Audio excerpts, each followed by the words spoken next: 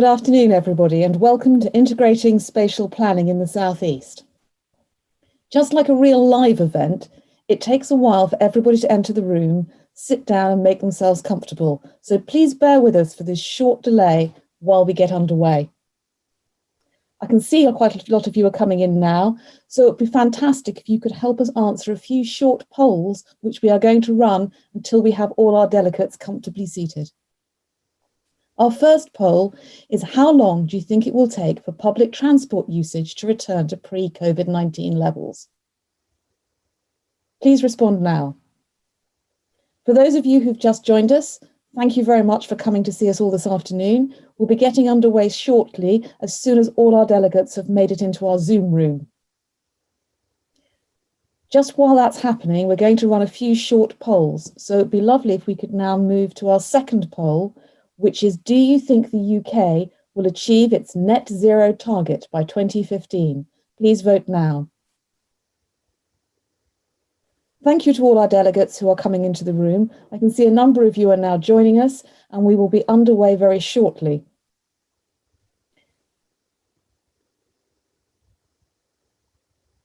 Thank you. It appears our delegates have arrived, and I shall now hand over to our event host, Mike Pierce.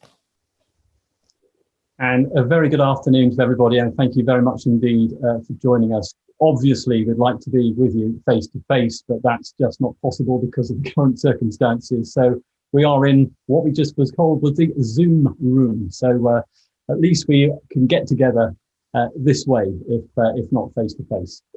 And I think it's important that we obviously do that because there's lots of transport issues around at the moment that we can discuss over the next couple of hours. Just looking briefly at some of the items on the agenda. We will have an update from Transport for the South East with the current strategy and technical programme that's coming up in just a minute or so. And one key thing that we will talk about in detail is transport and land use planning and the importance of it. And from my perspective, how often do you hear they've built a development, but they haven't built the infrastructure? Are there the public transport and things like that that go with it? So I think lots of issues around that at the moment. We've clearly got the government white paper on planning as well. So that is part of that.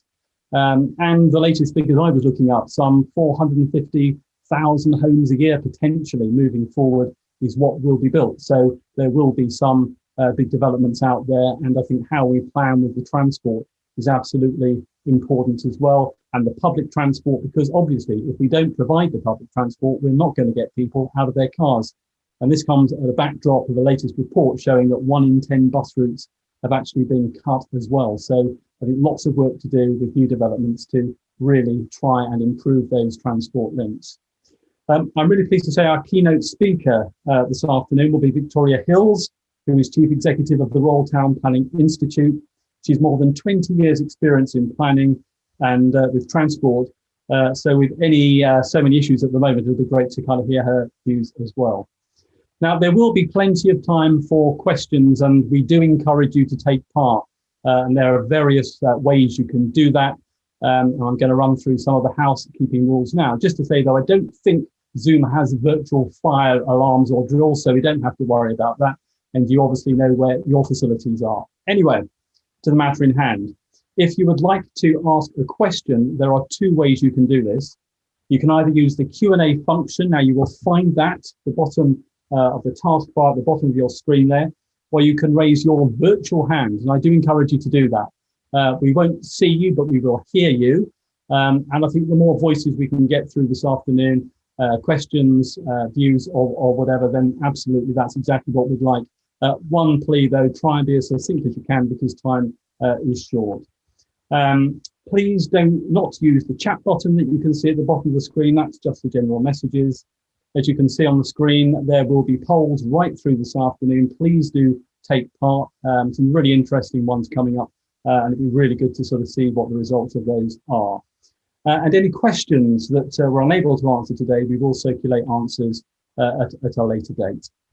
Now, I've long believed that there is a need for a transport body for the South East. You know, London, I think with the TfL, although it is different and has different sort of powers, and transport for the North, you know, battling for those parts of the country. And I think if there's a strategic body for our part of the UK that can actually do that, that has to be a really good thing there. So it's really good to see that progress is being made with transport for the South East. So that's enough from me for now. So let's get started, and to open proceedings, let's hear from the lead officer for transport for the South East, Rupert Clubb. Rupert. Thank you, Mike, and welcome everybody. Delighted to be with you and for you to join us today.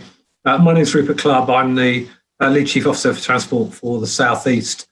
And I'm going to take the opportunity this afternoon just to take you through a few slides that get you going a bit and get you thinking about some of the challenges. But I'm also going to take the liberty of just sharing with you a little bit of background and setting you out where transport for the South East is at the current time. So the emphasis on this is about the integration of transport and land use planning and how we can get towards it. So I'm going to give you a bit of a brief background, just a little bit of history on the geography, and then take you into both the transport strategy and the technical programme, which is quite significant. If you think that the transport strategy sets the overall 30-year ambition, it's a technical programme that sort of sits underneath it, if you like, that starts to describe the types of interventions that we might see within the South East. And then just a couple of slides on looking ahead and then how this is really vital, how we work with local authorities as we go forward. So if I move on then and just give you a sense of our mission. And the way I like to look at this is if you look at the three circles there, classic Venn diagram, many of you have seen this before. How do you balance economy, society's needs and environment? And our mission is about how you hit that sweet spot in the centre so that you facilitate economic growth through a really good quality integrated transport system. But in doing so, you have absolute regard to how you improve the quality of life. So making sure that social impacts are considered, but also how we enhance the natural and built environment. And if there's one thing that COVID over the last 6 months has shown us, it's just how much people value their natural environment. Particularly during lockdown, when you've got 1 time a day to get out and get outside your house, the ability to access green spaces is vital. And the South East is full of it, and we're very lucky to be part of that. So if I then think about how this sits and how we sit within England, there are now 7 subnational transport bodies across England, full coverage, if you like. And even though London isn't shown on that slide, in essence, TfL has been operating as a subnational transport board, although they might call it a different thing for many years now. So, that full coverage is there. We border Transport East, England's economic heartland, and the Western Gateway. And rest assured, there is a dialogue between all of the STBs to, in effect, ensure that there is the potential for a single national or English transport strategy across the country. So I think that's a really powerful message. 7 STBs speaking with a single voice on what the transport priorities need to be as we move forward. So what does that mean for the South East? Well, look at our area. I mean, it is a population of 7.5 million, stretching from Medway and Kent in the east through to Hampshire and Isle of Wight in the west, and up into the Berkshire local transport body area, effectively the M4 corridor. It is a pretty special place. I know that, and as do you. Many of you are resident here. 2 national parks, a wealth of areas of outstanding natural beauty, and proximity to fantastic coastline, rural hinterland, proximity to London, and of course it is the international gateway region. The principal ports of Dover, Southampton, Portsmouth, also air travel through Gatwick and Heathrow. And although Heathrow is ever so slightly outside of our geography, the surface transport implications of Heathrow are significant. And if you're a manufacturer, manufacturing goods in the Midlands or the north of England, there is a pretty good chance you'll be exporting your goods out through one of those southeast ports. So they are vital when it comes to the talk about levelling up, rebalancing, and ensuring productivity gains elsewhere in the country. The movement of goods and services throughout England, a lot of it comes through the southeast. So getting connectivity right in the southeast has benefits for productivity elsewhere.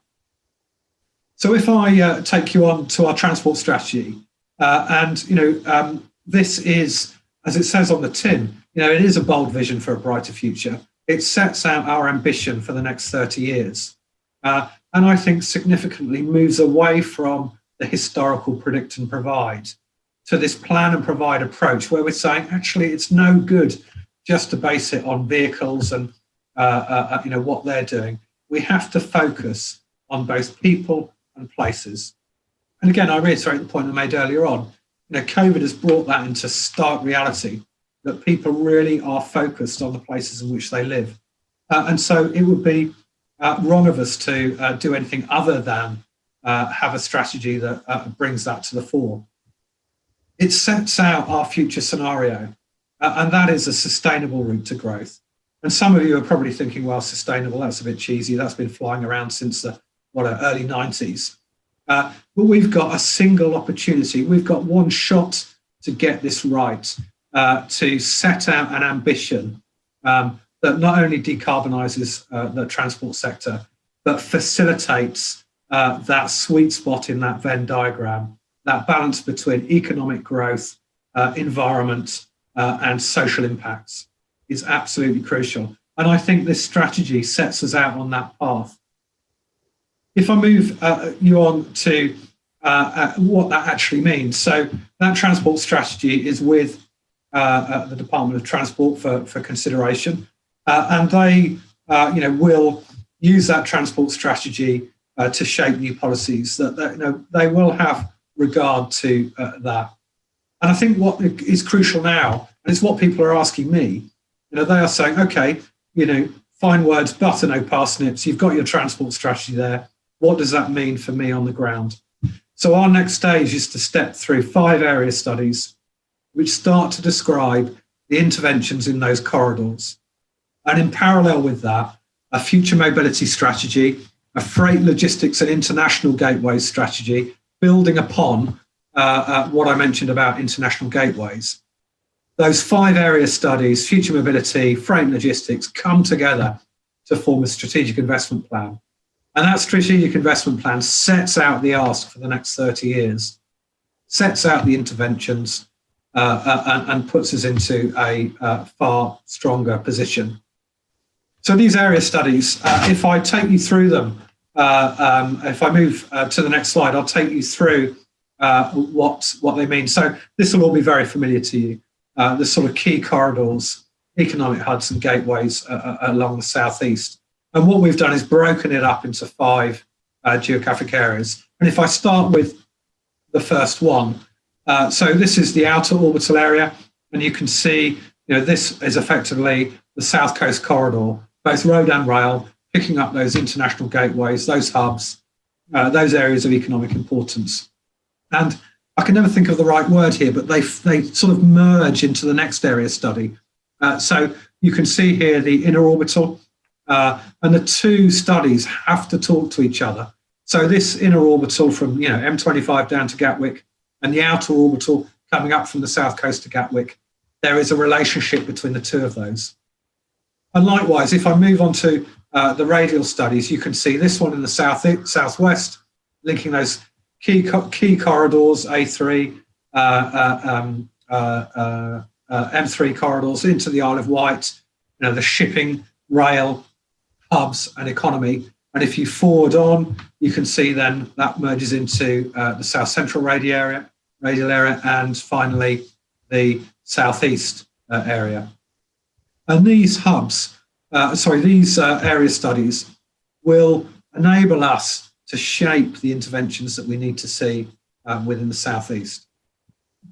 So if I just move on away from the area studies for a minute and talk to you about something that I know is on everybody's minds, and that is carbon impact and decarbonisation. So this is absolutely crucial. We have set out in our strategy, we want to achieve a net zero position by 2050 at the absolute latest. Now, I know some of you might say, and some of you might be with organisations that have set a 2030 target, but I think our view and the view of the board is that 2050 is a reasonable approach to take. We will endeavour to get there sooner. But you know as well as I, there are some massive challenges when it comes to decarbonising transport. And what we need to understand is our carbon budget, setting out a quantitative approach to understanding, well, where's our baseline? And how, through our area studies, how do each of the interventions that we might identify, how do they contribute to that target of getting to net zero by 2050 at the latest? So this carbon assessment methodology forms an important component of those area studies. Now let me move on to COVID-19. And again, it would be remiss. And in fact, we had two parts to this conference. First part this morning, and over lunchtime, I chaired the strategic coordinating group for the Sussex Local Resilience Forum area. So COVID-19 is not far from us at any given time. So understanding the strategic impact of it is challenging. There's a lot of uncertainty. We know, and we're hearing it over the last couple of days, localised lockdowns in places like Liverpool, concerns about the impacts of lockdowns on particularly the economy, but certainly transport. And we know that the rail usage and passenger journeys have decreased significantly when you start to look at the scale of growth over the last decade by comparison to where we've been in this first quarter. It is stark. And the other thing to note, of course, is that just by the very nature of it, the responses, both behavioural and policy terms, have been incremental and tactical. And we can see how that's playing out at a national level as well as locally. But what we've done is start to think about various scenarios to understand the impacts on employment, business activity and travel patterns. And quite simply, that's looking at how society adapts to the situation we find ourselves in, whether treatments improve, and ultimately what the scenario might be if we secure a vaccine. And again, this research will undertake the work that we're doing in the area studies to ensure they get the best possible outcome in relation to economic recovery.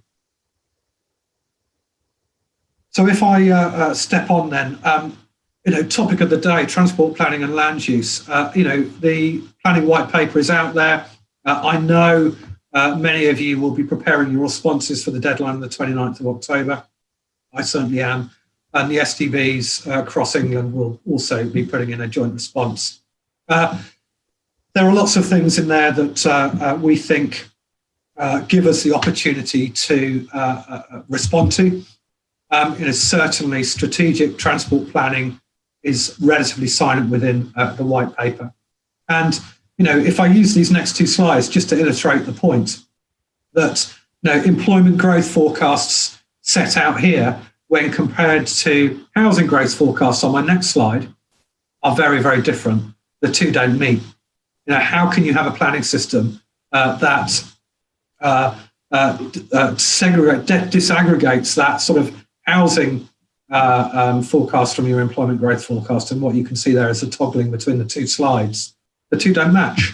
And if we are going to make a genuine inroads in relation to housing, we have to go back to that Venn diagram and the sweet spot that the economic, social and environmental conditions need to be right in order to get sustainable communities. And it is no good putting housing in communities and placing a burden on those communities and then expecting them to have to travel 30 miles to get to work when the transport systems are not particularly adequate. So that relationship between transport planning and land use planning is absolutely key, as is your engagement. And, the board has two representatives from boroughs and districts upon it. And the Transport Forum, which provides advice to the board, has a representation across and from the 5 county areas. And you can see there the darker blue shading is the West Sussex representative and the Kent representative from that Transport Forum sit up on the board. So it's a bit of a whistle-stop tour there, Mike, but just give you a sense about future direction. We have submitted a proposal to government, and that proposal sets out the responsibilities and powers that we think we need in order to turn that ambitious strategy into a reality. We've also submitted a comprehensive spending review submission, that sets out our work programme for the next 3 years and the levels of funding that we need to secure that programme. And we're also doing some work with the private sector, and this is pretty key. So if you remember those early slides, I was talking about strategic investment plan. It's going to have a big price tag, 70, 80, 90 billion in terms of transport investment over the next 30 years. The public purse is not going to be able to fund that in its entirety. So how we develop and work with our private sector and how we lever in funding, because the cash is out there, how we demonstrate to the private sector that they can have a return on their investment if they're willing to invest in transport infrastructure is key. Local recovery and English devolution white paper. Well, I suppose nobody's really quite sure, other than there are 3 authorities that have been invited to put their bids together for unitary status. It would appear that that has been pushed into later next year.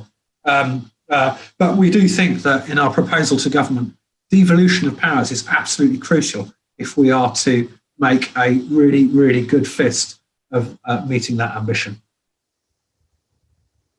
So, Mike, I'm drawing to a conclusion. There's a lot of information there, and it is a whistle-stop tour. But thank you for your time and for listening to me. Thank you. Okay, Rupert, thank you very much indeed. Any questions? We are having a Q&A session after our next speaker. So do either use the Q&A or raise your hand, and we'd love to hear from you. And there we are. And another poll comes our way. So do fill those in. Some really interesting topics there, and been fascinating to see some of the results. Okay, let's move on then now to our keynote speaker, Victoria Hills, who is the Chief Executive of the Royal Town Planning Institute and has more than 20 years experience in transport and planning. She's also worked for, would you believe it or not, all 3 mayors of London, an achievement in itself. Victoria, over to you. Thank you very much, Mike. Thank you very much for having me here this afternoon and giving you a keynote. I believe I've got about 15 minutes. I'm really delighted to have the opportunity to come and talk to you this afternoon. Thank you also to Councillor Keith Glazier, who wrote me a rather lovely letter and interrupted what is an incredibly busy schedule as we're responding to the white paper currently. But I couldn't resist the opportunity to come and talk about transport, and in particular, the integration of transport and land use, which is the reason why I got into the profession in the first place. Just a little bit about me. I'm the Chief Executive of the Royal Town Planning Institute. We've got 25,500 members. We're the chartered professional body for town planners in the UK and Ireland, and also growing internationally.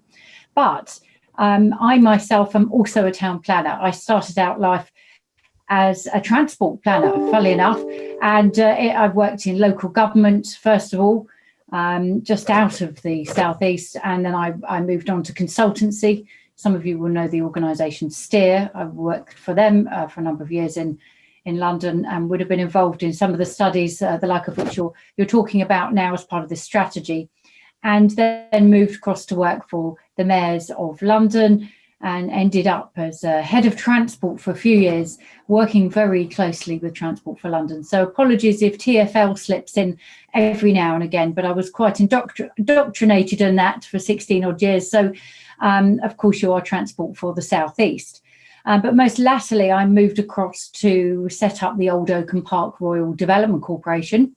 And the thing that attracted me to that role was, of course, HS2, the infrastructure and the placemaking that could come from this ginormous new station that is still going to be built, equivalent in capacity to the size of Waterloo. And then obviously recently have moved across to run the professional body for town planners. So quite diverse career. And I will just have one other declaration of interest. I am a Sussex girl. I grew up right in the heart of your region in Horsham, born and bred. I do no longer live in the southeast. I'm afraid I'm up in Essex now. But I just thought I'd put that out there. This opportunity's got my name written all over it. It's transport and it's home. Yes, the South Downs still very much are somewhere that I look forward to coming and seeing, probably, hopefully not in the too distant future, lockdowns pending. So on this particular subject, one of the things we've been looking at as a professional body, we're also a learned society, is this really strong opportunity to make the case for more integrated planning over a broader area. And so the role of planning and the role of transport planning does not stop at district or county boundaries. Of course, it goes much, much broader. And so, the work that Transport for the South East is doing and really getting all of the ducks lined up, as you've just heard from the lead officer, is very much to be commended. But why does all this matter? Well, one of the things we've been looking at very closely is monitoring where the location of new development is going and has been going since the last round of major planning changes back in 2011. And we mapped just over 220,000 new homes across England in 10 of the fastest growing cities or towns, mainly towns. And what we found that between 2015 and 2017, only 14% of those homes, new homes, were going within walking or cycling distance of a station or a transport hub. Now, it has improved slightly between 2012 and 15. Between 15 and 17, it's improved up to 20%. But arguably, the majority of new homes should be going somewhere you can get to by a sustainable transport mode to other places, whether that's walking and cycling, or indeed by bus or train or tram or some other method. And I will just leave that there because, of course, there are new methods popping up everywhere. I don't know what it's like down in your neck of the woods, but my goodness, you have to watch out for the e-scooters here, which, of course, as far as I'm aware, is still not a legal entity to be on the road or on the highway, but on the pavement. But they are popping up all over the place, and transport is now galloping to catch up, I think, with the innovation and how we plan for said innovations like that. And don't get me started on electric bikes. I do, when I have to go into the office in London, try and cycle in on a cycle superhighway too. But you really have to have your wits about you with the electric bikes. So how we create space for all this innovation is an interesting topic in itself. So we think that sub-national transport boards, as you've got here in Transport for the South East, really go some way to plug the gap, if you like, that exists very clearly between strong national role in planning and transport and very local roles. And in the absence of anything else, there are no regional development agencies as was many years back. These boards do provide an opportunity to provide the space, if you like, for the conversations about integration, collaboration, investment, and trying to solve some of the puzzles, I think, that have been alluded to in this excellent opening presentation. Of course, they don't have any statutory land powers, but I think where there's a will, there's a way. So if there is a genuine opportunity for coming together and people are genuinely committed to working together, then perhaps much can be achieved without that statutory land use status, the like of which I was familiar with working in a Greater London Authority area, similar size population to what you have here, where we had the London Plan. So, I think you can show that that model can work, and you could also have models where you don't have a statutory land use plan over the top, but you have that commitment to working together on some of these really big topics. And what we found through our research is the successful places, and by successful, I mean in terms of communities liking them, but also successful in terms of attracting inward investment and attracting government funding, are the places that have that partnership working. And here you have the LEP, you have the operators, the owners of infrastructure coming together with the local authorities, making that one voice is really, really important. I'm sure you don't need me to tell you that it's even more important when you hear the national discussions on levelling up and rebalancing the economy. And so it's really important that the South East gets itself even more organised than you already are at setting out why it's important to invest in this part of the country, as well as, not instead of, other parts of the country who are also getting their act together rapidly, not least Transport for the North, an organisation which we've worked with on a number of studies to do with the regional, the northern powerhouse. So I wanted to mention that transport, of course, though, is not an island. You've heard about housing, but I think the need for this strategic conversation that you've convened here to also be mindful at engaging with the utilities, the energy providers, and the agencies, the statutory agencies such as the Environment Agency and those who are in the business of safeguarding flooding and coastal defences. There's a real opportunity, I think, for the framework that you have here in this organisation to actually do a broader role, to join those dots across a broader policy areas, as I've mentioned. Now, planning reform, planning for the future has been mentioned a couple of times already. You won't have missed the proposals on the table for a new simplified infrastructure levy. So this is really important for the things that you're talking about, because some of the infrastructure you're talking about may be privately funded, some may come from government grant, but a lot of it no doubt will have a portion that is coming through this new proposed infrastructure levy. And I think the funding and financing of infrastructure going forward is going to be an interesting topic of conversation. No doubt you're exploring various models and opportunities with that. But our current reading of the white paper is that there is an expectation that local authorities will be borrowing to forward fund the infrastructure that landowners and developers and applicants will then pay back upon completion. As an institute, we will be making some representations on that, because we think that model perhaps has a few flaws in it. But by working together across transport, but also through the land use considerations and with some of those agencies and providers of other infrastructure, the utilities, I think there's a real opportunity here for Transport for the South East to demonstrate to government how serious you are at playing your active role in the green recovery, to building back better, or whatever the slogan is this week or even today, because things move that quickly. You did mention housing, which I was going to mention also, because the housing algorithm, I know they don't like us calling it that, but we all know what we're talking about if I say algorithm, is of course a very hot topic in terms of these are where the homes are going to go according to the formula. I'm sure many of your officers and indeed politicians, if you're watching this, will have your own views on that. But what I'm hearing very clearly from councillors and MPs that I meet with is we want the ability to set that locally. Thank you. We know where's the best place to put the homes, rather than this coming out of a centrally controlled algorithm. And that is really, really important for the points that was raised earlier, not least its alignment with the industrial strategy, inward investment that's coming in. And it makes no sense at all to locate homes in a completely different location to where the jobs existing, but more importantly, also as we're going through structural change in our economy, where the future jobs are going to be.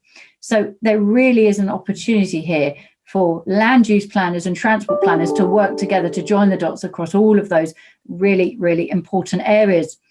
Now, I was reading you are the second most productive region in the UK after London. And I think that's really your ace card in your conversations with government, with Treasury, as to why you matter as much as the North.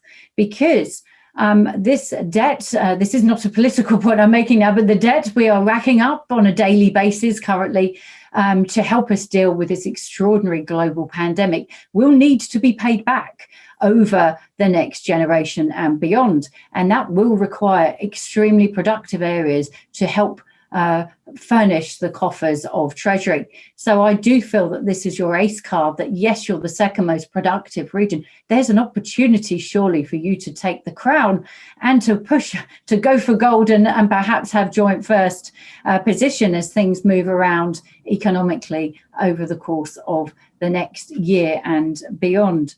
So I think, the work that you've done here is clearly extremely putting you on a very firm footing, not ahead of time, I may say, because of these other conversations that are going on nationally about where we must direct funding. But I think pulling together all of the points that I've referenced, and I didn't even get a chance yet to mention the climate action, but I'm sure that that's very much part of your considerations. I think there is an opportunity here for you to build upon this and to take it the next stage further, joining the dots with the utilities and even joining it even further with other big land use generators, education and health, and the big employment aspects also. So thank you for being generous with the time there. I hope I've given you something to think about, and please take my comments about the levelling up in the way it was intended. It's not a criticism; it's just a reality that we are in a very competitive situation for attracting funding, and I think all regions and sub-regions and super regions, I'm not sure which category you put yourself in, maybe you're a super region, those super regions that are really well organised and very clear on what they're going to do to support the economic recovery are the areas that will be successful in moving their strategies forward. So thank you very much, Mike, and thank you also, as I said at the start, to Councillor Keith Glazier for the opportunity to come and speak on behalf of the Royal Town Planning Institute this afternoon. Okay, well, thank you very much indeed for joining us. A reminder to everybody, please use the Q&A function for questions and do put your hand up. We really would like to hear from you. Victoria, before you go, one quick one from me. If there was one thing we need to get from the government, what do you think that would be?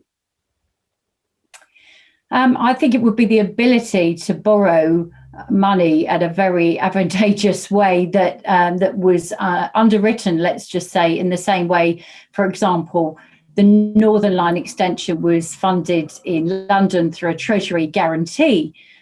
Having that government backing to enable you to raise money locally, I think it would be a really helpful tool in your armoury if it doesn't exist already. If it does already, I need to come up with another idea, but I think that would be helpful for the region. Okay, one other question just coming in now. How can we make new development sustainable from a transport perspective? How can spatial planning help us to achieve that? Well, it's all about location, location, location. It's where the biggest thing you can do with a carbon footprint of a home is not the kit that's inside it. It's not the length of time that it took to get the construction materials there or even how they were made. It's actually where the homes are located in the first place. So we always come back to sustainable locations, whether that means being near other things so that you can live in a more 20-minute style neighbourhood, or whether it means being able to get onto a sustainable transport mode or being able to move around in a zero carbon way. So it's the location of the home in the first place is the most important thing. And that's why these numbers that are coming from government in terms of where the homes need to go really need to have a consideration in that formula about the carbon footprint of putting the homes in areas, and rather than just allocating numbers out on need, surely we also need to think about where is the sustainable place to put them.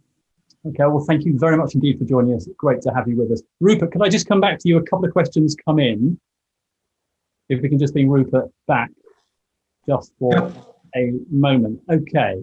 Mr. Clubb talks about integrated transport and land use, but I don't see this in the Transport for the South East document. Would you be able to comment? So I would. I mean, I suppose if I draw your attention to if you look in the transport strategy in the first chapter, there's a graph in there that describes how we have historically, been planning for vehicles. And I suppose the emphasis we're trying to make here is actually, if you're going to plan for people and for places, then you need to, and you want to move away from just saying, look, vehicle numbers are growing, they're growing year on year on year, therefore we need a road. Or passenger numbers are growing, therefore we need a rail track, and start to focus on places and people. You then get into the discussion and debate about land use planning and transport planning working together. You can't hope to my mind, have genuinely sustainable communities without the two. And if we're agreeing that planning for places is important, then that's where that relationship with land use planning, integrate land use planning and transport planning comes. I mean, the point on the maps, there is a difference, albeit it's the shadings, I suppose, don't illustrate it as well as they should do. And I think from my own experience, I see what happens in communities where you haven't got good transport connectivity, you haven't got good access to or education systems, healthcare systems are at capacity, and the local plan process is throwing another 1,000 homes on that community, and those people automatically have to travel to get to a place of work. Now, if we're thinking about how you integrate the two, and the example I've used, it's a little bit old hat now, is the one of Cranbrook in Devon, near Exeter, where you had that sort of Newtown approach, but you integrated social, environmental, economic infrastructure within the community. And I suppose that's, that planning for places is where we're trying to head to. Okay, Rupert, thank you very much indeed. And again, thank you to Victoria for joining us. Just a reminder, if you want to ask a question, and please do use the Q&A function or raise your hand. We're going into a session now, which is the panel discussion. So the more people we can get taking part in that, absolutely would be great. Well, as we've been talking about, clearly planning and transport is key theme for today.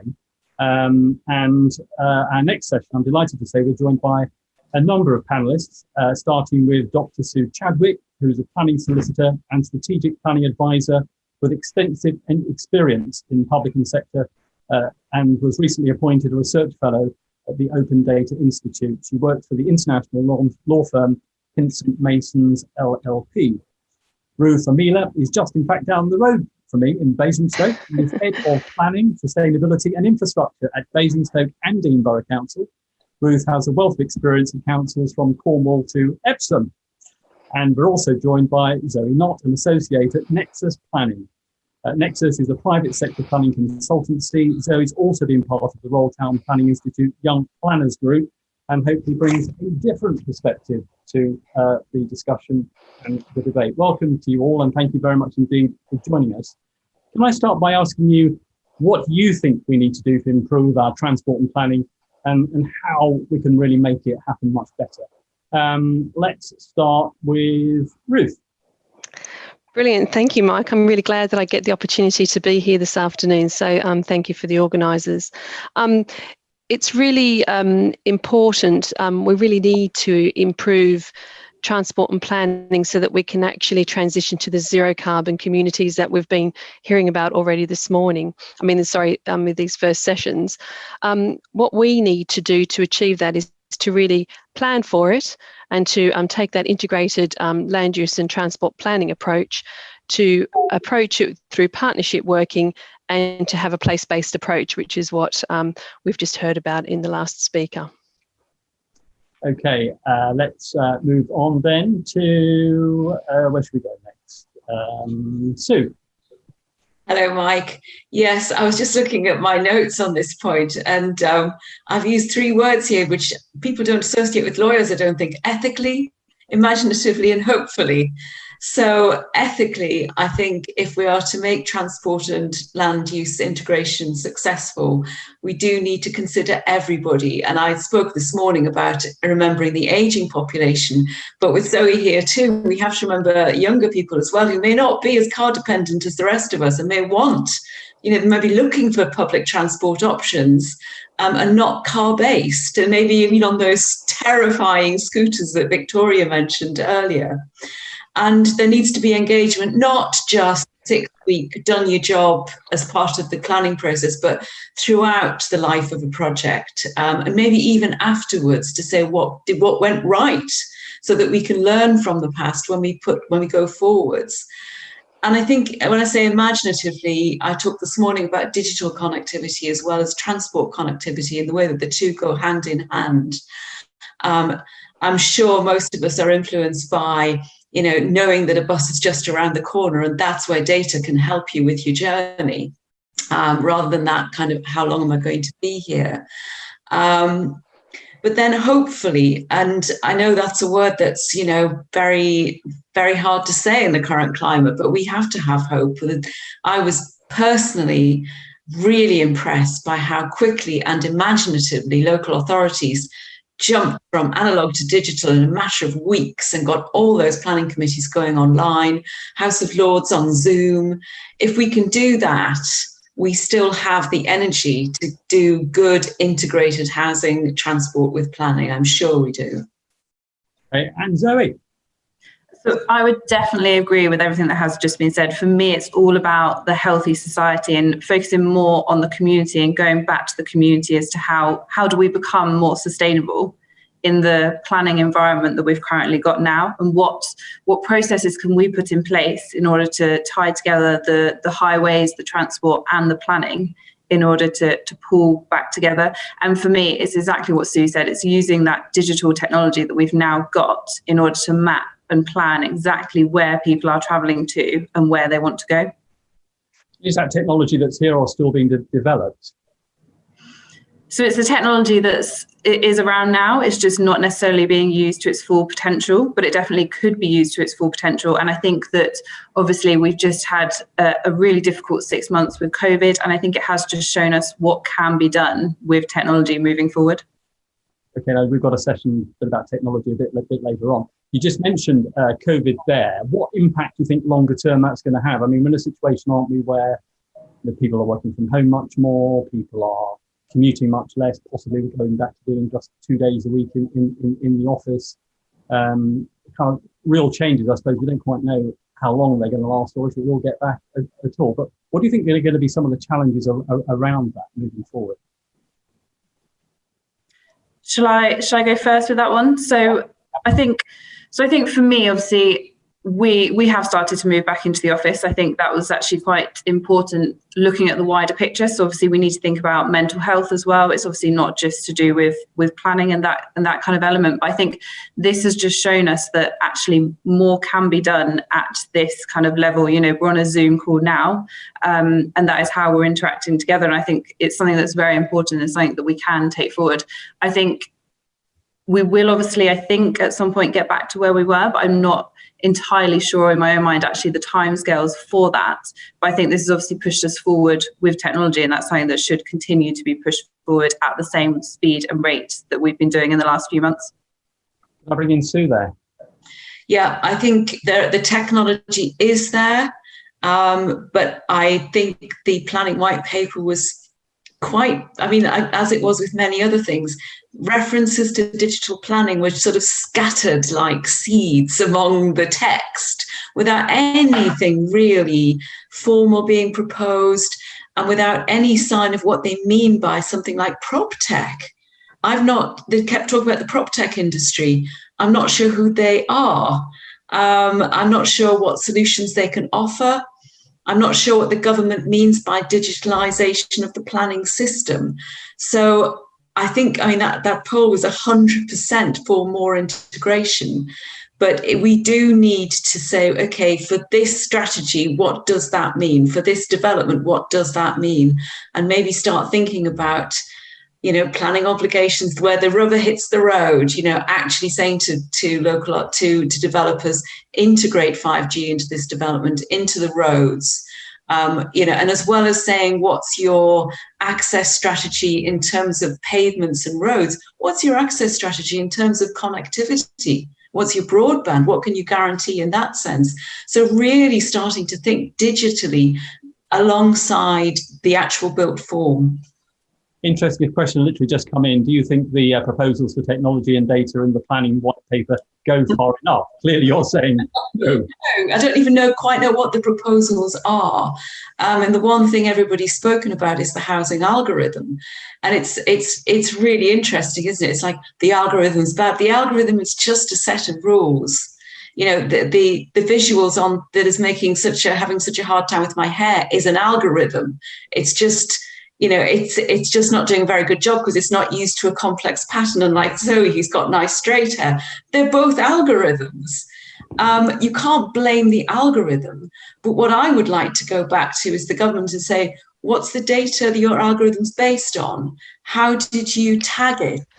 what were your training sets? And we can use that algorithm and we can modify it to our own needs, not just, as people have said, impose the algorithm, because not only does that mean that you might get unfair outcomes, but people start resisting technology because they see it as something that's imposed rather than something that can be grasped and used. I'm sounding quite evangelistic here, aren't I? But I do really believe that it's a real opportunity, and we are in danger of losing it through lack of just getting going on it. Nothing wrong with being passionate. Ruth, any comments on that? Well, in relation to the COVID kickstart, which we've all had in terms of behavioural change, I think that was the question, Mike, wasn't it? So really just thinking about harnessing the benefit of the fact that COVID has resulted in behavioural change. One of the hardest things to achieve in terms of people transitioning to more sustainable active forms of travel is making people make that switch. And I think that COVID has actually resulted in us all having a more localised focus in terms of our movement patterns. What we need to do is make sure that our staff and organisations, when they do return to work, don't return back to what it used to be. So we don't really need lots of people driving cars, doing long commutes. We need to actually try and ensure that we combine travel planning with those decisions in relation to COVID, because actually it'd be a lost opportunity for us to not actually take advantage of it. I think one of the issues, though, isn't it, that I think a lot of people do see and perceive public transport as being very expensive, and often it's cheaper to, get in the car than even take the bus or the train. I mean, how do we try and reconcile that? Well, actually, maybe the future won't be about that. Maybe the user pay system with highways might actually result in that the actual trigger or the switch in relation to ticketing and the actual cost of running and investment in public transport might actually lead to changes in that. And I also think that there is something around making those ethical choices for ourselves as well, and not just being driven by the pound. Okay, thanks for that. Okay, a question just come in. How do panelists think that land use planning interventions can encourage more uptake of active transport systems, i.e. by making biking, walking, etc., an attractive choice for journeys? How do we do that, Zoe? I think it's definitely a safety element, isn't it, to start with? I think we need to make sure that the environments we're actually developing have that safety element. And when we have a new development coming forward, and I know I keep talking about technology, but we have the technology now where you can actually map where users want to get to. So it's making sure that we're aware of where the user wants to get to, so that where the end destination is, and any further destinations, and making sure there is a sustainable option that they can travel, either cycling or walking or whatever it might be. Obviously, we don't know what the next 10 years holds, so it could be anything at this rate, and just making sure we have that technology in place and the infrastructure in place. Okay, let's bring in Sue on that one. Yeah, I think it's carrot and stick, but also culture. So the carrot can be, road pricing. A lot of my professional experience was in Cambridge, where there was a real carrot because it was so difficult to get into Cambridge using a car. It incentivized the bicycle, particularly from the park and ride and the park and cycle sites. But I also, I've been in planning long enough to remember that when we first proposed a 106 obligation that included the employer creating shower facilities for staff, we really had to argue for that. And they said, that's outrageous. How can that possibly be in a 106? And that's completely normal now as part of a travel plan. But it was a matter of doing it for the first time and making the case that this was a planning and land use issue and should be in that 106.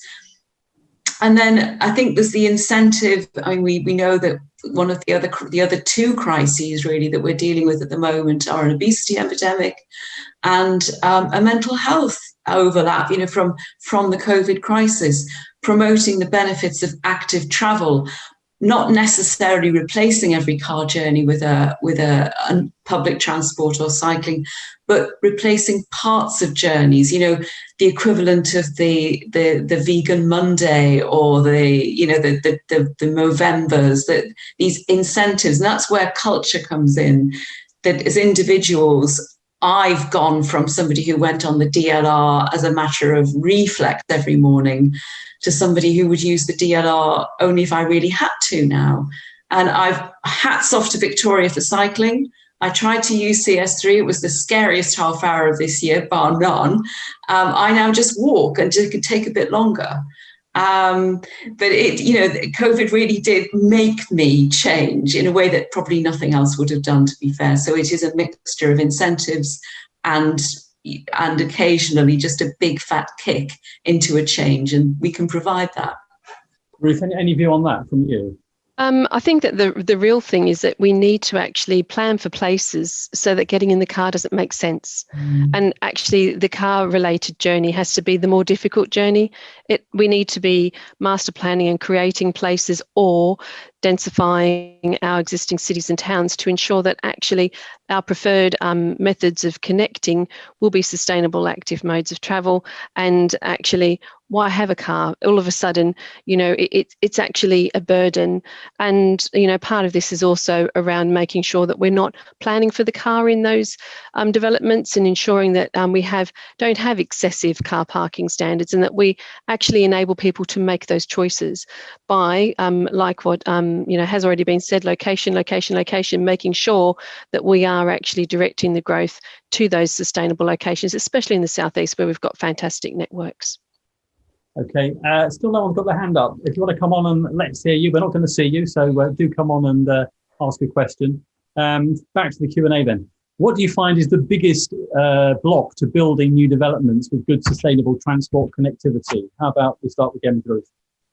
With myself, well, basically, I sort of start by thinking around really the place. So why is that place being somewhere which isn't sustainable, which is just a large extension that's not necessarily connected or provided with or close enough to connections?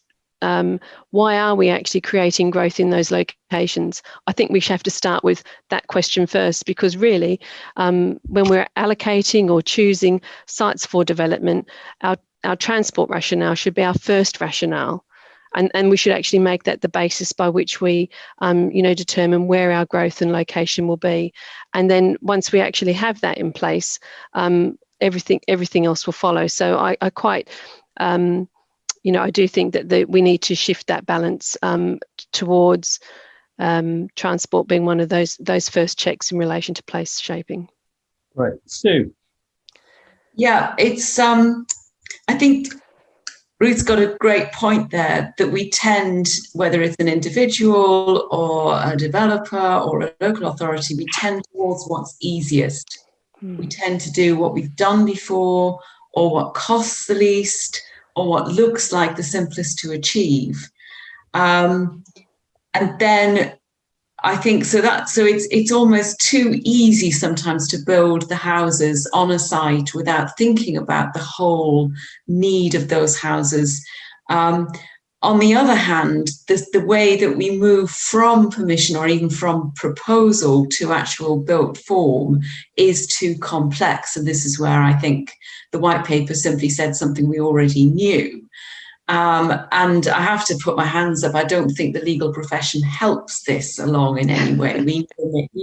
I'm not aware that we often make things simpler for everybody. So in a sense, I think I agree with Ruth that the planning needs to be harder, but the implementation needs to be easier. And I like the idea. I don't know why the government was fixated on planning policies being templates, because probably what we could all do with is a template 106 policy for something like affordable housing.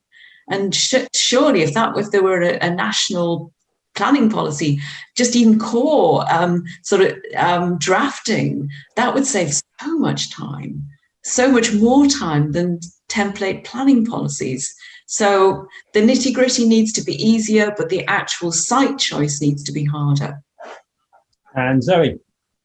I think I would definitely agree with that scenario. I think for me, it's definitely the place and it's the location, and really it's getting the right place and the right location. And I think once you've got that, maybe there might need to be a bit more flexibility as to how it's coming forward and how we can get those sustainable routes in once we've got the right place.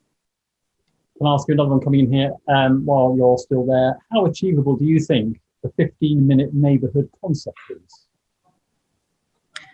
Shall I go first on this one? Because I'm a huge fan of the 15-minute concept. And I think if we're all being honest, I don't think this is a new concept. I think the only new part is actually the 15-minute or the 20-minute, depending on which kind of reading around you're doing. I think we've always had it as a concept. It's always been kind of the place and do we have the facilities within this location?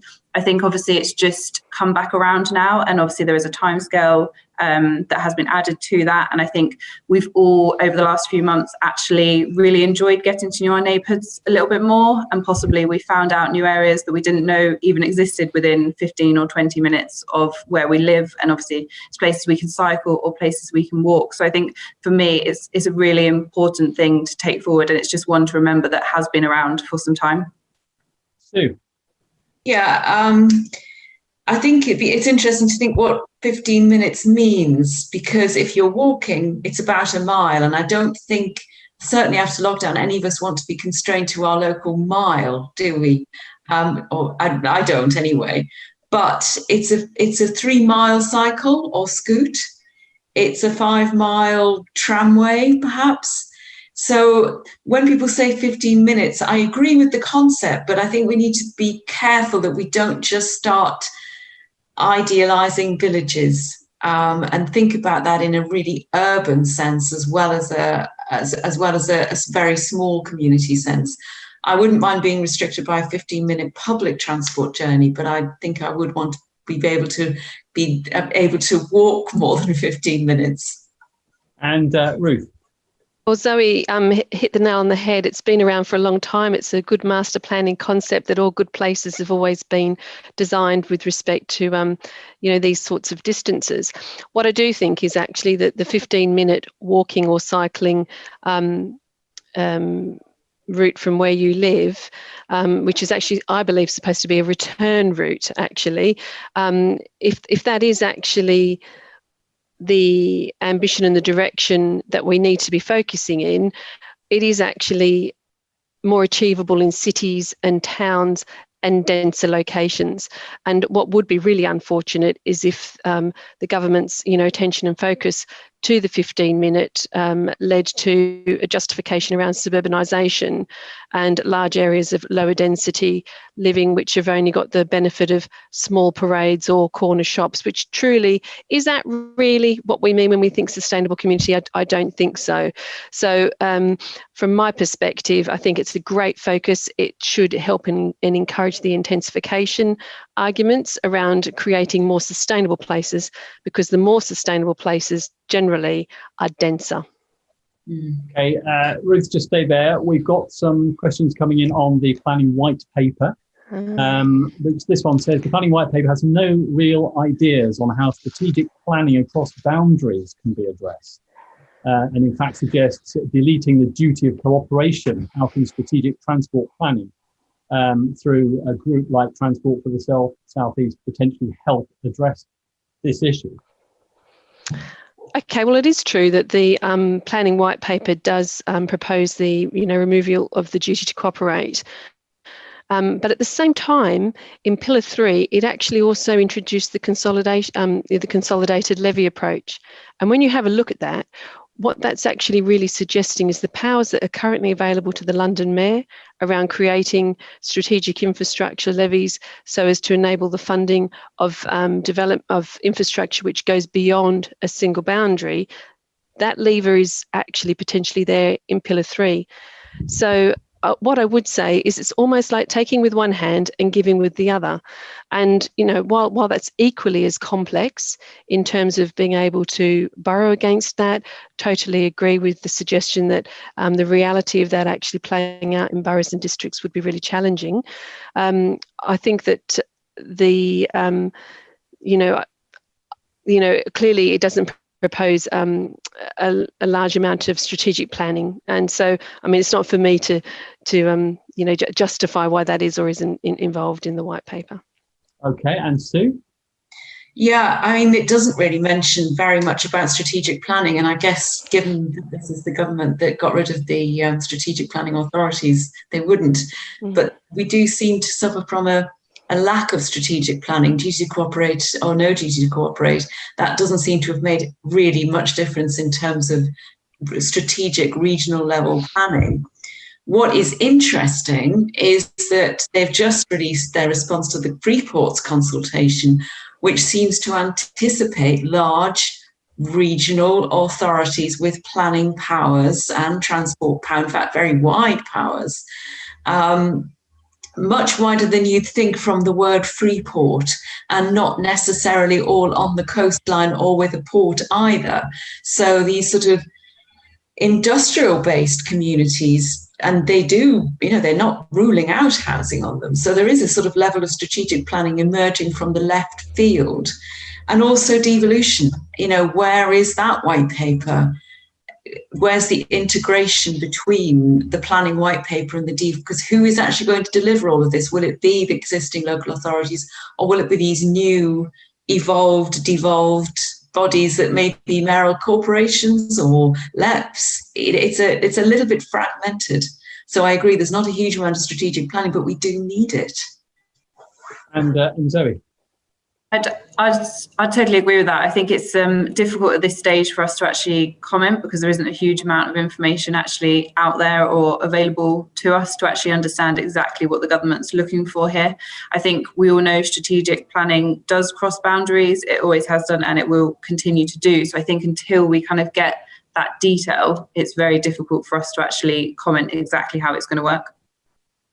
Okay, another question here. Do you think that the RIS2, that's the road investment programme, is a nudge to increasing interurban car use? This impacts Sussex by road expansion along the south coast conurbation.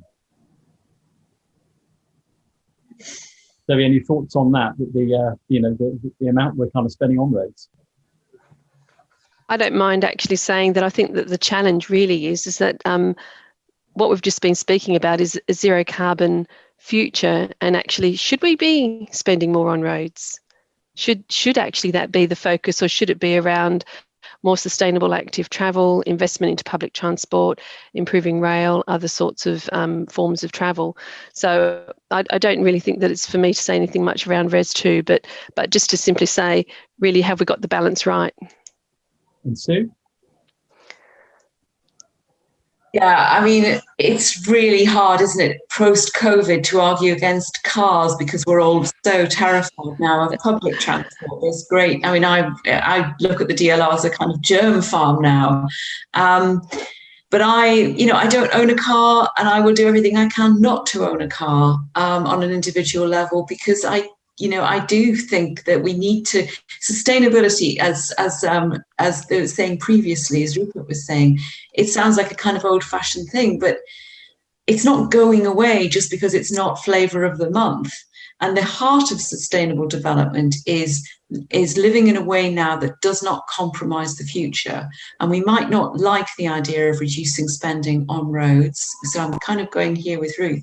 But if Zoe and her and Zoe's generation and the generation after Zoe are going to have any chance of a decent standard of life, then we've got to move to a lower carbon alternative, however painful that is for this generation. And do you think the current targets can be met? Yes, of course. Well, of course they can. Of course they can. It's but that's it's like saying, of course, if I get up on New Year's Day, I can lose 5 stone. It's just not going to be very pleasant. It's that. And we know that it can be done, but it's not easy. There are no easy choices here. I think that comes back to education, doesn't it? We need to make sure that everyone's educated as to exactly what we are trying to achieve here, because that's the problem, isn't it? I know a lot of us are avoiding public transport. That is correct. That is just the kind of scenario that we are in. But I think hopefully in the future, we might get back to a place where we feel safe again on the public transport. And then obviously the education then needs to be there to explain why we are trying to do this. I suppose, it has to come back, doesn't it? It just how it comes back and how many people then, commute in and whatever, and how permanent that change is. From where we sit now, it's one thing, isn't it? But when the reality could be well different. Something on that theme as well, another question. As a result of COVID, more firms and employees are seeing the benefits of working from home at least some of the time. And it could mean some firms decentralizing out of major centres. As working from home increases, people want more space in the home, gardens and green spaces. Does this go against the arguments for dense developments where public transport is made more viable? I'm happy to take that, Mike, given I was actually pushing that agenda. Cities are always really well planned with excellent walking and cycling and green spaces and parks and facilities in and within them, from my personal experience. And in fact, they have more than actually suburban locations that might have local playing pitches and those sorts of facilities. So there's nothing to say that city locations and denser locations do not have access to that when you're outside of your home. I'm obviously fortunate enough to be able to be saying that because I'm not living in a one-bedroom flat with limited private open space or private space to access. I think that the challenge is around making sure that every home has, or whether it's a house or a flat, has an access to an amount of private space outside, and then the ability to access wider networks through connections. And I would be really concerned if the outcome from all of this is a more suburban living form, which I can assure you isn't really that sustainable. Sue, any more thoughts on that? Yeah, I mean, I started lockdown in Hackney and ended it in Tower Hamlets. So I actually did start it in a tiny little flat with very little access to open space. The size of my living accommodation has gone down, but I now have access to being able to walk around Millwall in a dock, and the quality of my life has increased enormously. So whichever, and actually I think I know some of the planners who did some of that planning. Thank you for retaining Millwall in a dock. And the green spaces and creating, Canary Wharf was a very controversial development at the time, but they secured through it a number of area of public spaces, and they have been literally the lungs of this community through COVID.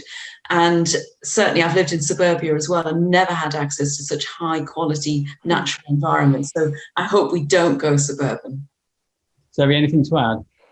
I would definitely agree with that. So I guess I'm the scenario where actually I've just done lockdown in a flat with kind of limited amenity space, and actually being able to get outside and go to the local green spaces.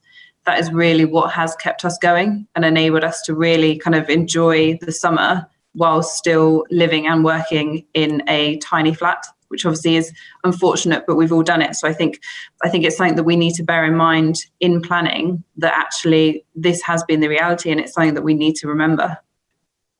Okay, I think we've got time for a couple more questions before we need to move on. Let's look at this one. Do we think the alleged disconnect between housing growth and employment growth is too simplistic a comparison? Perhaps forgetting that many of these new jobs might not require travel at all. Perhaps a better focus would be around journeys of the future, not traditional travel to work.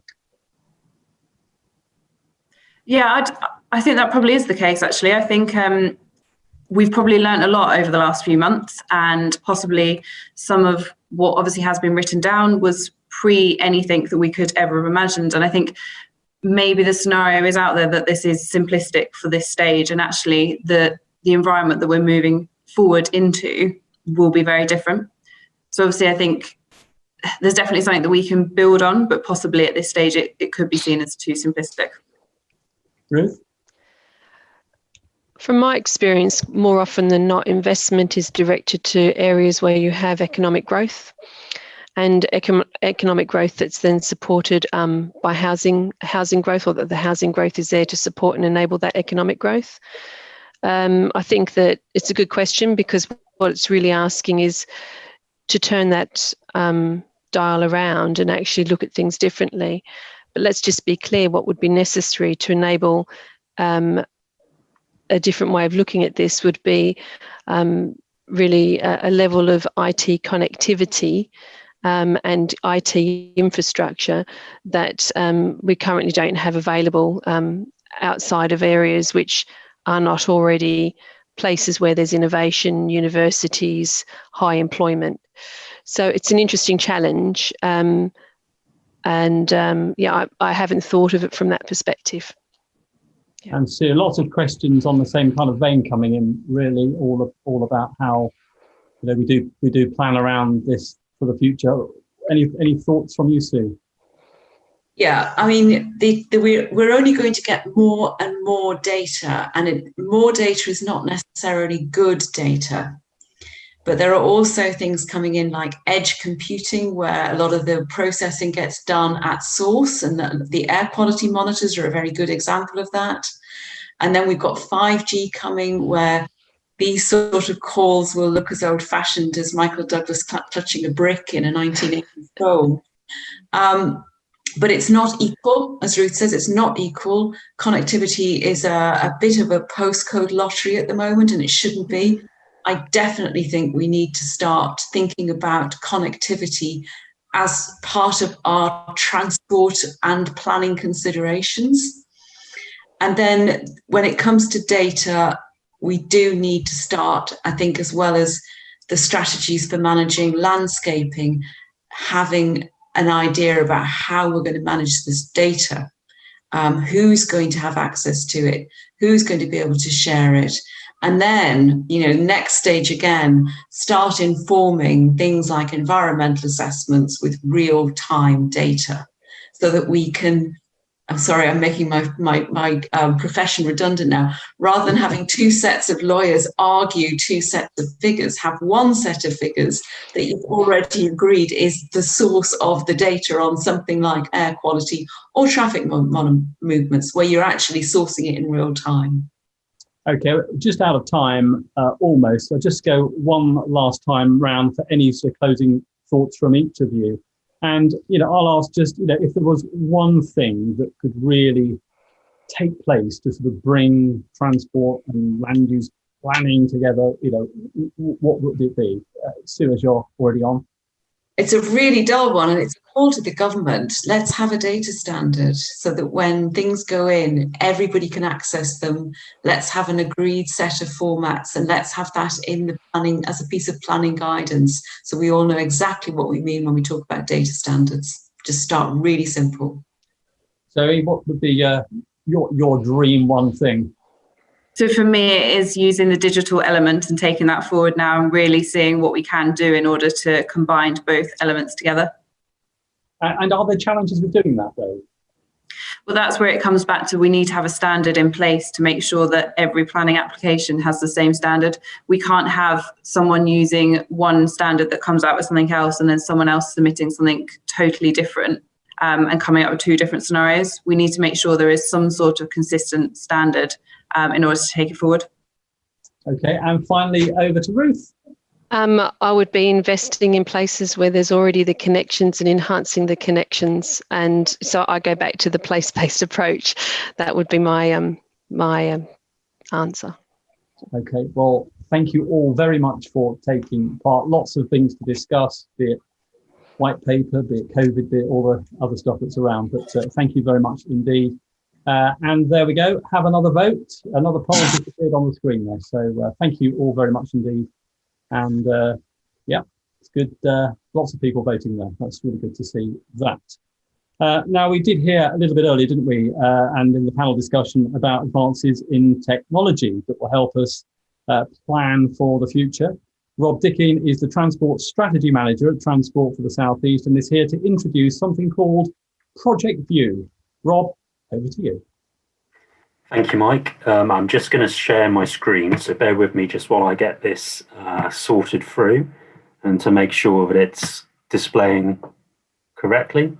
Okay, just as you do that, just to say there is going to be one last Q&A session with Rob after his presentation. So again, put your hand up, ask questions. We'll have about 15 minutes of that after Rob's done his presentation on ProjectView. Brilliant. Thank you, Mike. Good afternoon, everyone. It's great to be here to introduce our ProjectView data viewer to you this afternoon.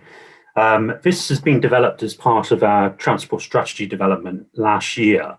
WSP came on board and helped us with this. And it actually developed a bespoke web-based interactive data viewing tool. And what this does, this presents our evidence base for our TFSE transport strategy.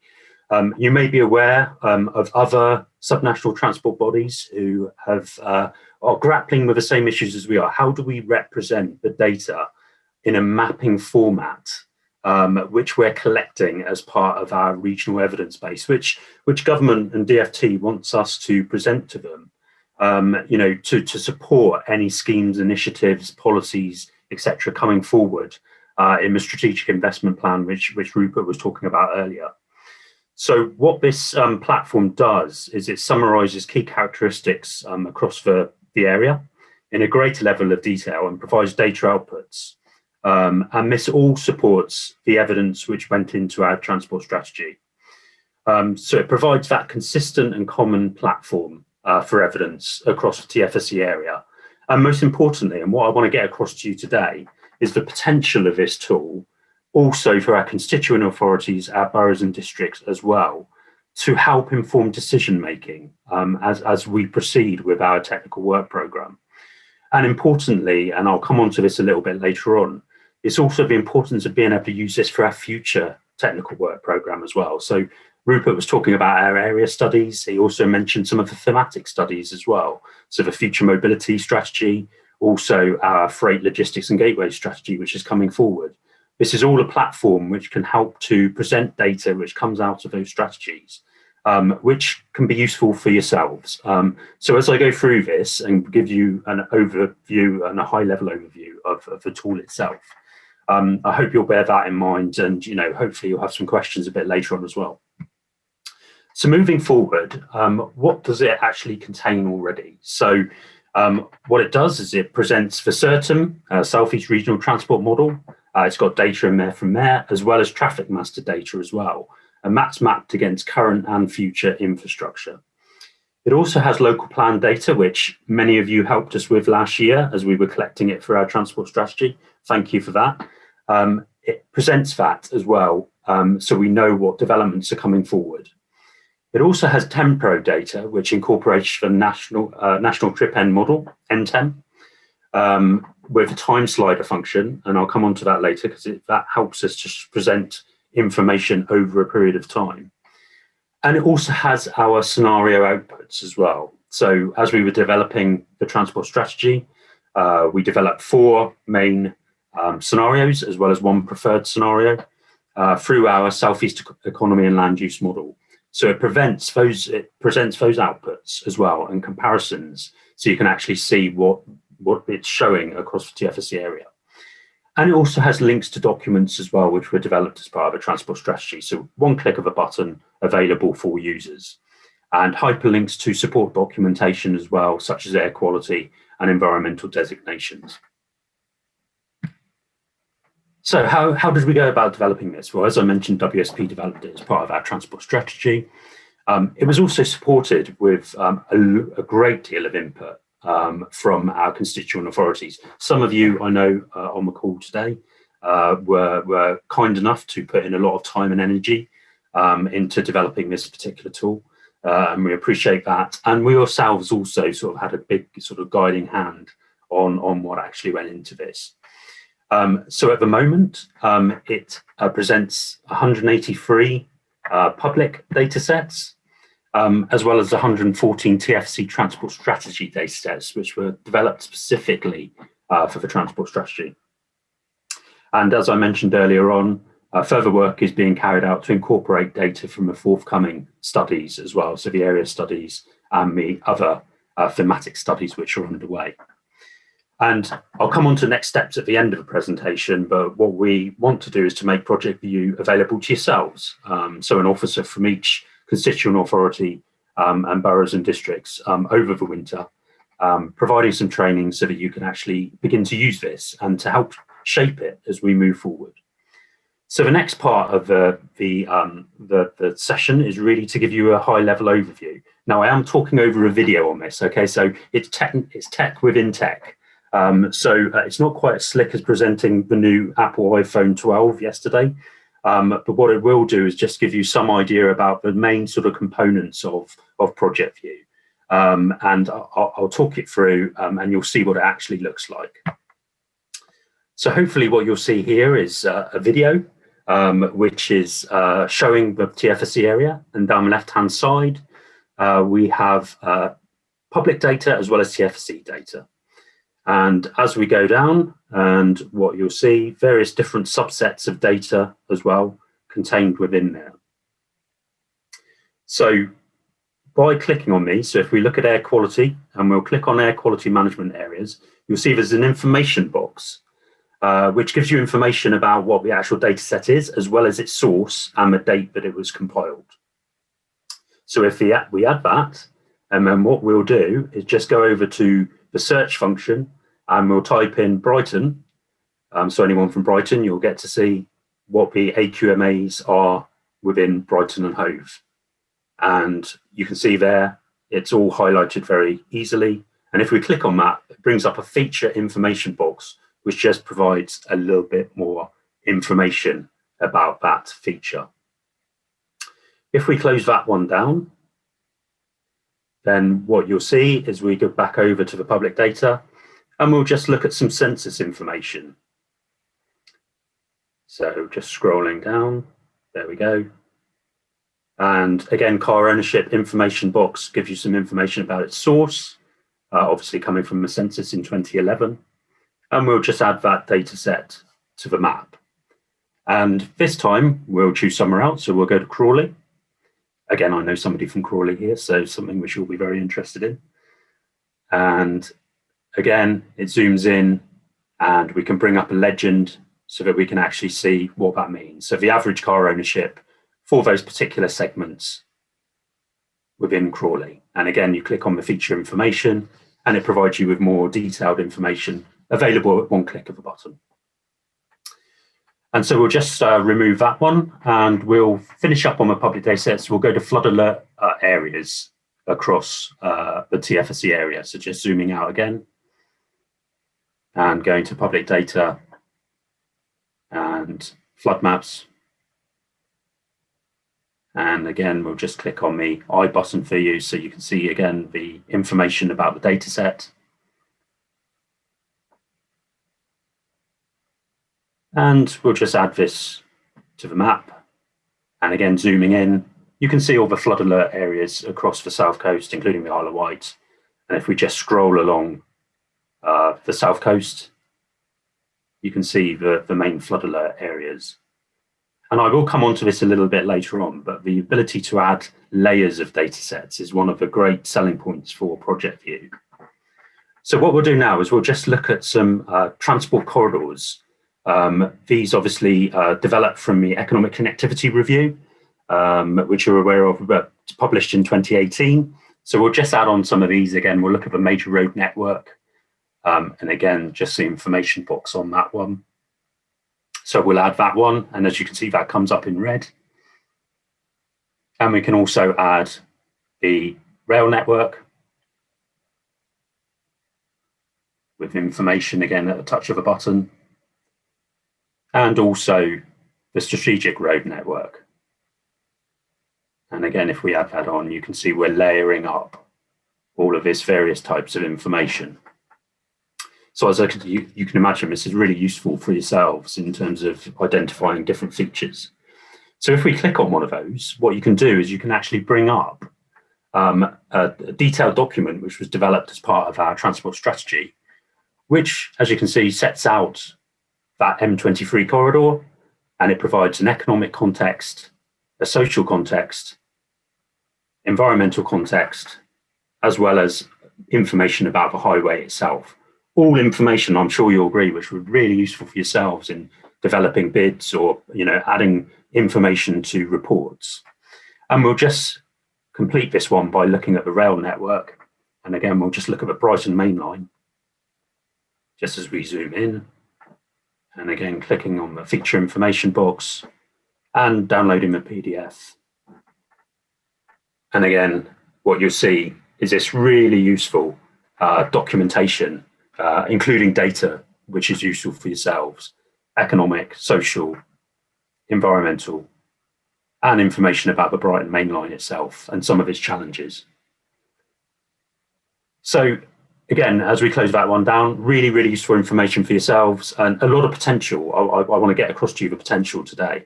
I mentioned the time slider earlier on, and this enables you to view the changing nature of data over time. We've only got this on a few data sets at the moment, but just imagine if we've got this for local plan data, how useful it would be. So going to population and households 2011 to 2046, again, the source NTEM from DFT, updated in 2017. And if we just add that, okay, it's quite dark colors, but again, in the legend, it will provide you with an overview of what that's actually telling you, the number of households. And if we go to filter, what you see is this, we can click on this and it provides you with a time slider function. And so if we take it back to 2011, you can see that that was the situation in 2011. And as we move the slider, it actually provides you with the changing nature of what's expected, what the forecast is over time. And again, I will just reiterate the potential of this for local plan data. If we get the data back in a source which is useful for this, you can see that it would show the changing nature over time. And we'll just close that one down. And the final element I really like to share with you on this one is the ability of ProjectView to layer data sets, which will really provide you with quality evidence for your narrative. So what we'll do is we've headed to Chichester and we're going to add a traffic master data set. And we'll look at the peak hour network performance AM.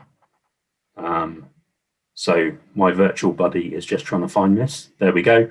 Information box provides you with that. So it's a medium AM weekday speed between 7 and 10, and that's compared against a nighttime unconstrained speed.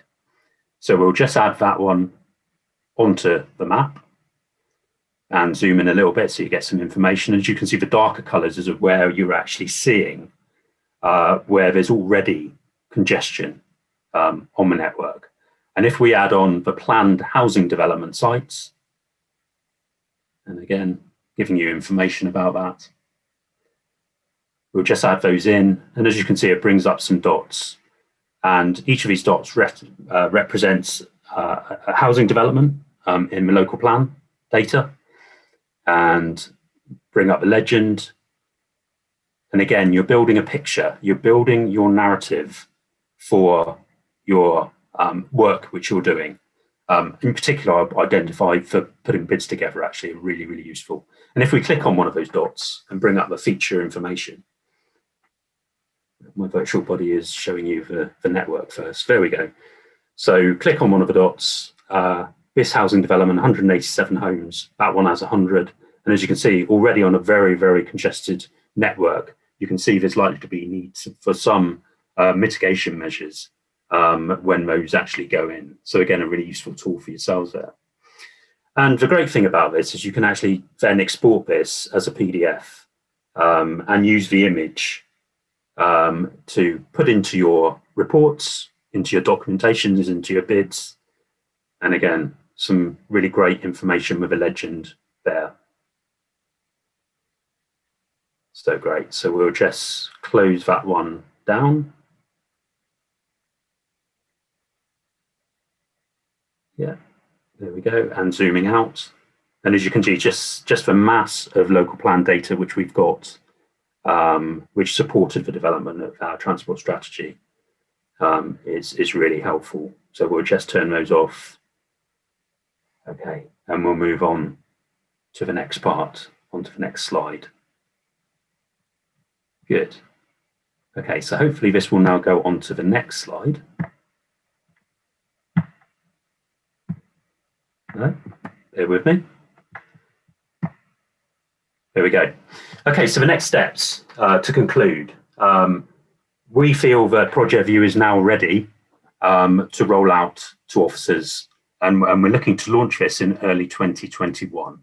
So what we'll be doing over the coming month or so is to get back in touch with you to identify the officer who is best placed to begin using ProjectView and to shape it, to get some training. There'll be an online overview video or videos to assist that training as well.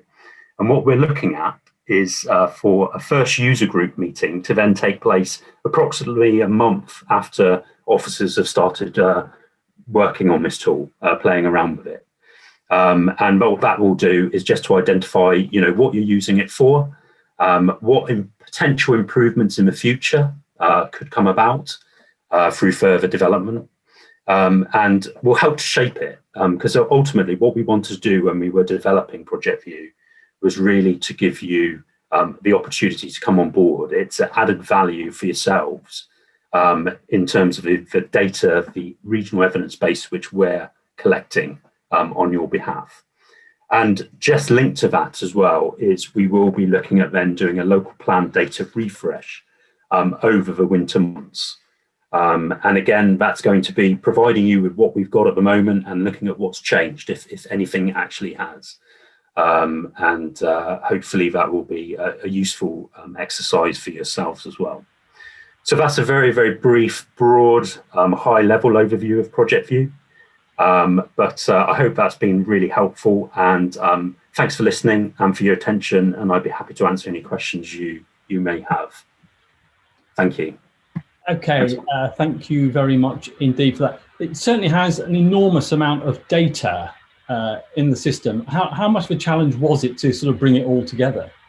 Yeah, really good question, Mike. It was a challenge. I think anyone who's done any mapping before and trying to pull together data knows that it is challenging to make sure that the data is valid. Obviously, using public data sets, we know that that's, because it's coming from an external source where it's been validated, that's fine. In terms of the development of the data for the transport strategy, again, we needed to make sure that was absolutely valid. So it was a challenge, and moving this forward, making sure that it maintains, stays current and stays valid as new data sets come on board, and also as public data sets are updated, will be a challenge. But I think we have to be in this. We have to be in this game to win it. I'm often I say to my colleagues, data is the new gold. It's the new currency, and it really is. And I think Sue mentioned it earlier on as well. So we need to be on top of this because it's got great potential, great opportunities. A couple of comments there. ProjectView, excellent resource. That's kind of positive. Can you provide the link to this mapping tool, please? People want it today. I presume from your timeline, there's still, as you were mentioning, there's still a bit of work to do. Get it tested before you're probably in that situation. Yeah. So the plan, as I was saying at the end there, is to really do a hard launch of it in early 2021. So it is there. It's now just getting the training in place, making sure that we can support you in that, and that you've got a resource which will be useful for yourselves. Okay, another one here. Who do you think should manage the data? Yeah, really, really good question. Well, I think there's a strong argument for subnational transport bodies such as Transport for the South East to take on a data management role in this. Clearly, there's a massive amount of data out there, and our constituent authorities and boroughs and districts here today will know they've got a huge amount of data. So I think some work has to be done, and we've started this, is to actually look at what we need to have as our evidence base. So we're looking at a quality assurance framework, which also goes into sort of the tech sitting behind Transport for the South East and the data, and what we need to own that and to control it, because there's so many agreements which you need to have in place to make sure that it's being used effectively and rightfully. So there's some work still to do there, but I would certainly make the case for TFC to have a bigger role in being a data source for our constituent authorities. Is there an intention to make ProjectView publicly available to developers, support development coming forward in the future, or just local authorities? Well, that kind of links back to my last sort of answer, really. At the moment, certainly it's just for local authorities.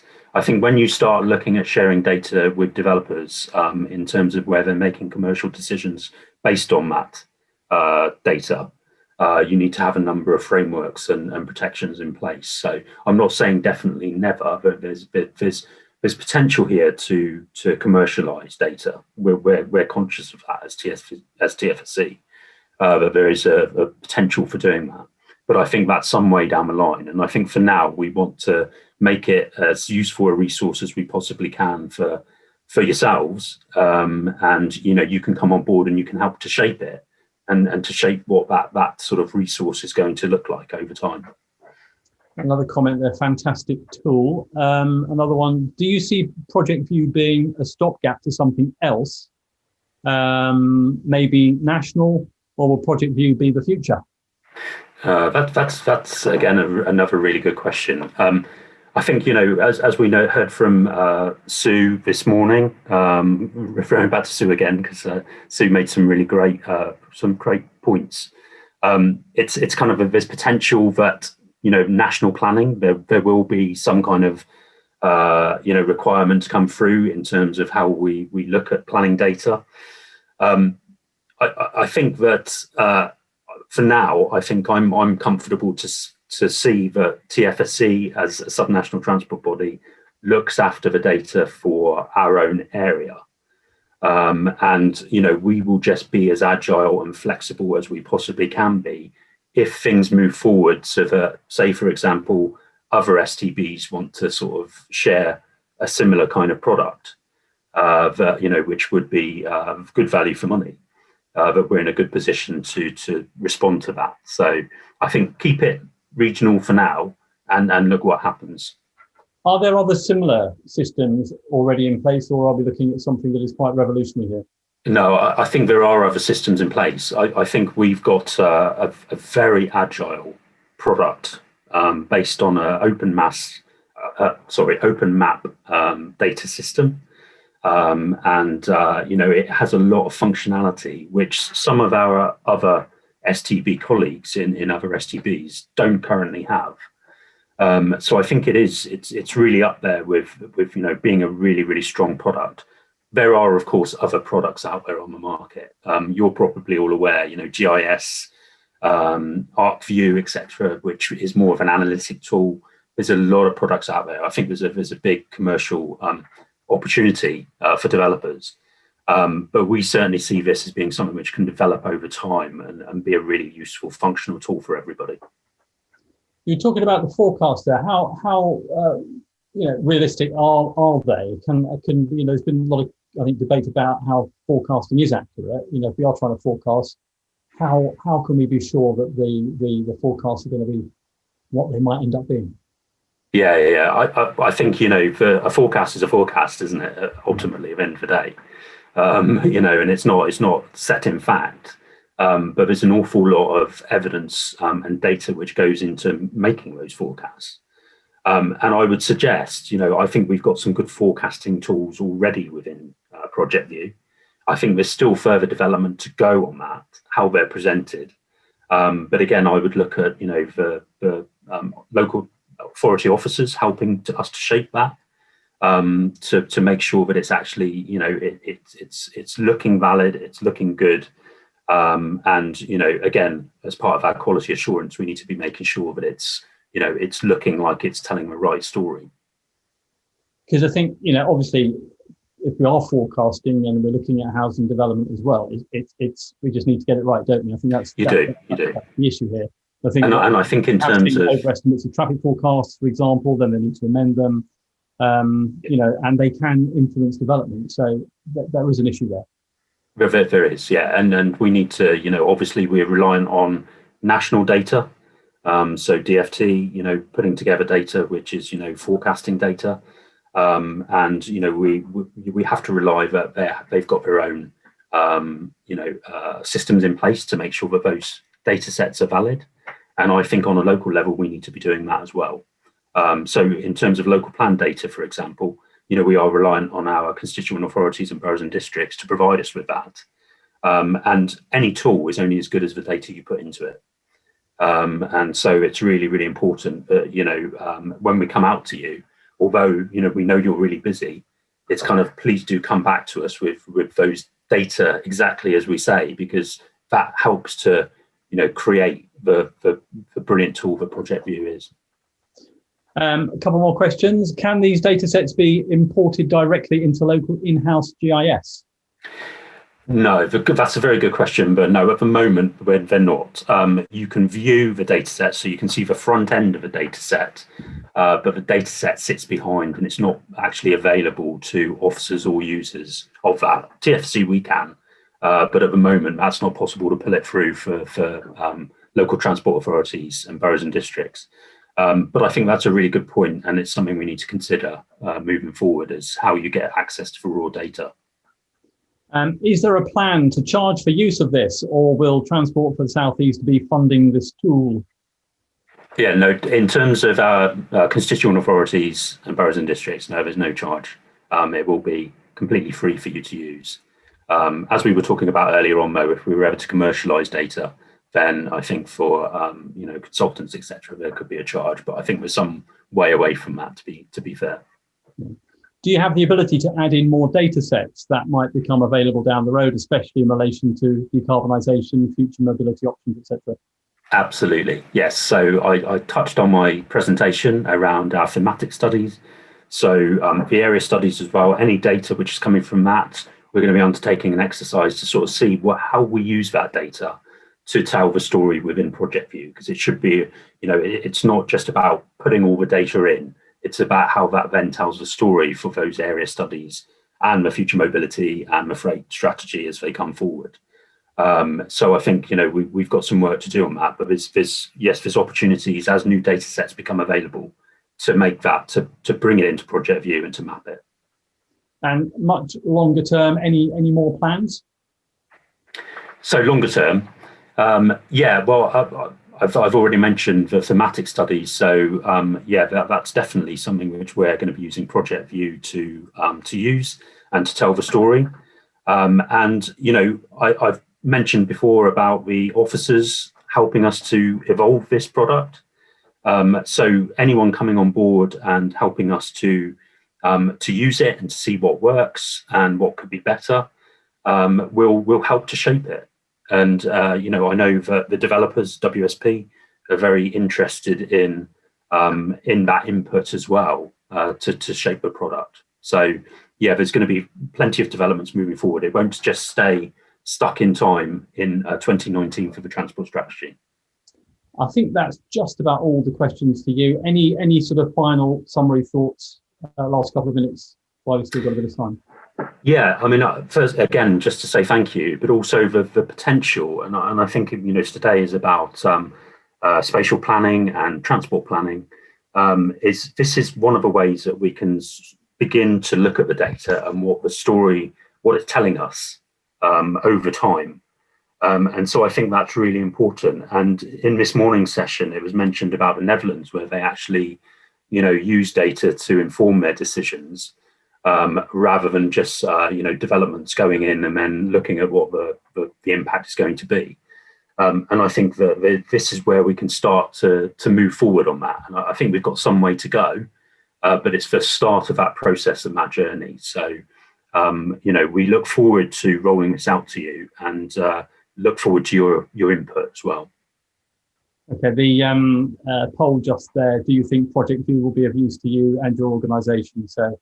Lots and lots of positive responses there, I can tell you. So, good. So really good.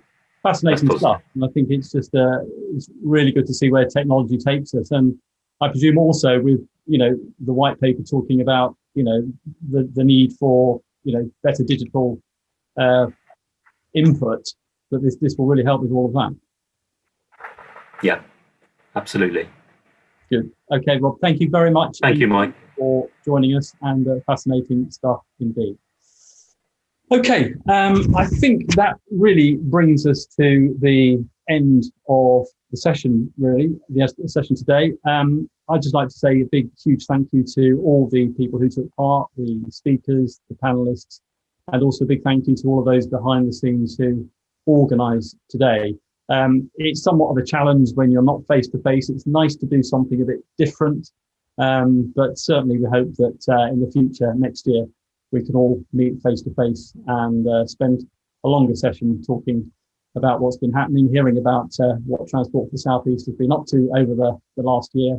And there are plenty of updates, of course, on the website all the time as well, and all the usual communications. So big thank you to everybody who took part, big thank you to everybody behind the scenes. And from me to all of you, it's goodbye.